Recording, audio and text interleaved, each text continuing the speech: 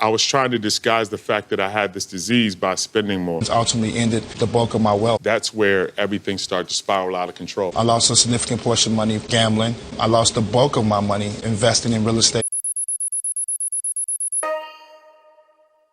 Money doesn't change who you are, it just turns up the volume. The habits you've built, the wounds you carry, the people you feel responsible for, all of it gets louder when the checks start clearing. And in the NBA, the checks don't just clear, they surge. Suddenly, a kid who grew up stretching $20 for the week is handed millions, fame, pressure, expectations, and a crowd loud enough to drown out his own voice. Everybody celebrates the rise, the draft night smiles, the first big contract, the chain, the car, the house for mom. But nobody talks about what comes after the applause fades. What happens when the people depending on you don't stop depending? What happens when the pressure doesn't ease just because you're successful? What happens when the lifestyle grows faster than the maturity to manage it? Some players break, some disappear, some never get the chance to figure out who they are beyond the jersey. But some fight their way back, not to the league, but to themselves. These are the stories of 3 NBA players who lost millions, but found themselves and their way back. What happened? Let's talk about it. It's your boy JC, Stunted Growth. Let's get it, man. I kind of took things in my own manner and made sure that I did what I wanted to do with my money. Antoine Walker hit the league young, gifted, and confident, and when the money came in, it came fast. $108 million in career earnings, endorsements, sneaker deals, the kind of checks most players only see in dreams. But when you grow up with nothing and suddenly become the one who has to take care of everyone, no doesn't feel like an option.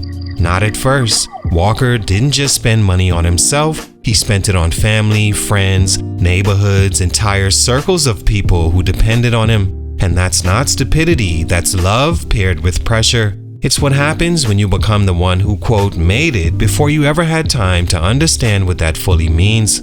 His lifestyle grew because his world grew. Big houses, designer fits, big rings, high-stakes gambling. His circle inflated not because he needed validation, but because everyone around him had needs and he felt responsible to meet them. Then the market crashed. The real estate investments that were supposed to be smart collapsed. The passive income streams everyone said were safe dried up overnight. And once the money slowed, the phone calls didn't stop. The expectations didn't stop. The bills didn't stop. The NBA or money doesn't pause for anybody to regroup. Your career is moving while your life is unraveling, and by the time the checks weren't hitting like before, Walker was carrying the weight of an entire world he helped build. When the money was gone, the entourage faded, the lifestyle faded, and what was left was a man facing the same question anyone in that position would face. Who am I without the spotlight? But here's the part people skip when they tell Antoine Walker's story. He didn't run from the lesson, he faced it head on. Publicly, with accountability, and he rebuilt, not by chasing a comeback, but by teaching the next generation not to make his mistakes. He walked into locker rooms and told the truth players needed to hear, not the glamorous version, but the real one.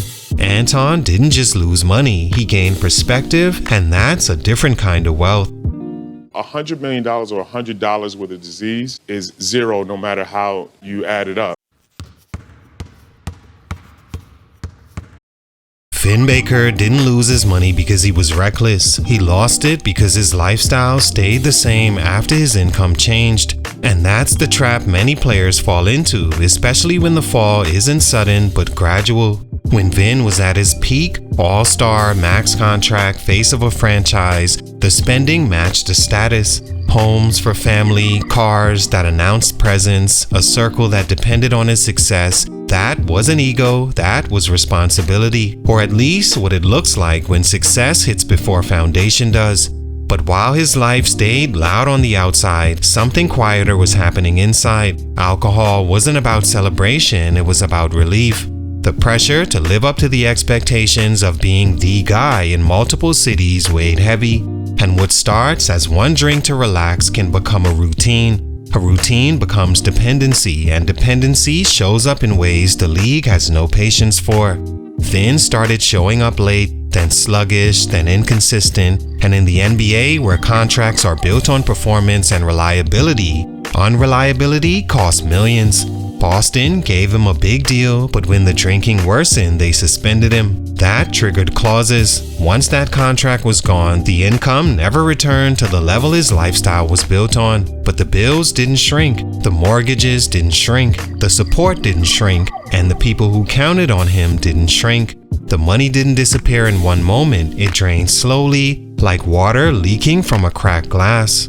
By the time he realized the glass was empty, the noise around him was louder than the voice inside him. But here's the part people get wrong about his Starbucks job. It wasn't humiliation, it was discipline, structure, routine, and stability he hadn't felt in years. And from that foundation, he rose again. Sober, clear, steady, and respected. He earned his way back into the NBA, not as a star, but as a teacher, as someone who lived what a lot of men go through but rarely admit. Vin Baker's story isn't just he lost money, but how he rebuilt himself.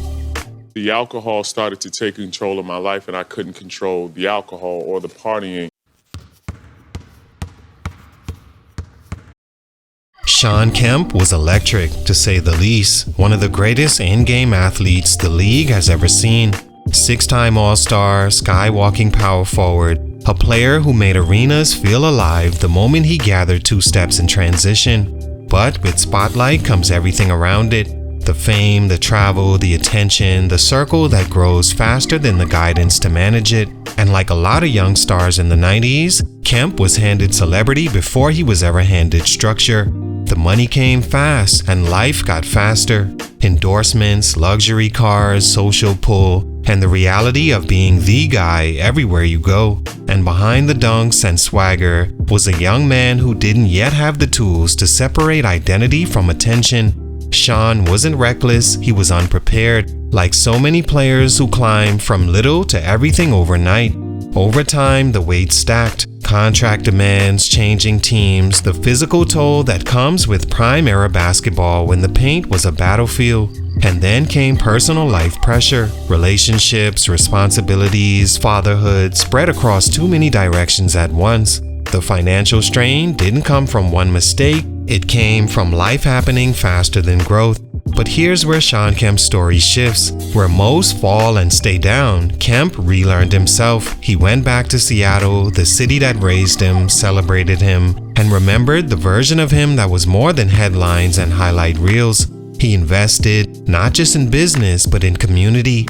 He opened local shops, supported small businesses, built presence, not as a former star looking for attention, but as a man rebuilding foundation in the place that shaped him. Shawn Kemp didn't try to reclaim the spotlight. He didn't chase former glory. He evolved. He built a life that wasn't about applause, but about roots. About staying connected to something real. About legacy that you can touch, not just replay on YouTube highlight compilations. And that's what growth looks like in adulthood. Not perfection, not a clean arc, but understanding who you are when the crowd fades. Shawn Kemp didn't just come back, he came home.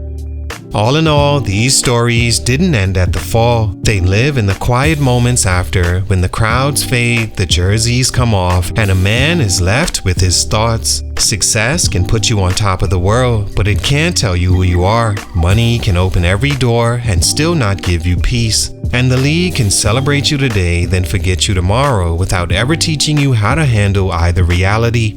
Antoine Walker, Vin Baker, Shawn Kemp, they didn't just lose millions, they lost versions of themselves trying to carry more than anyone ever saw. And the world judged the outcome without ever understanding the weight. But what matters is that each of them fought their way back, not to the highlight reels, not to the old image, but to clarity, to humility, to themselves. Because when the game is gone, what remains is the person. And sometimes the greatest comeback is simply finding peace when the noise goes quiet. Salute, much respect. It's your boy JC Stunted Broke, and I'm out.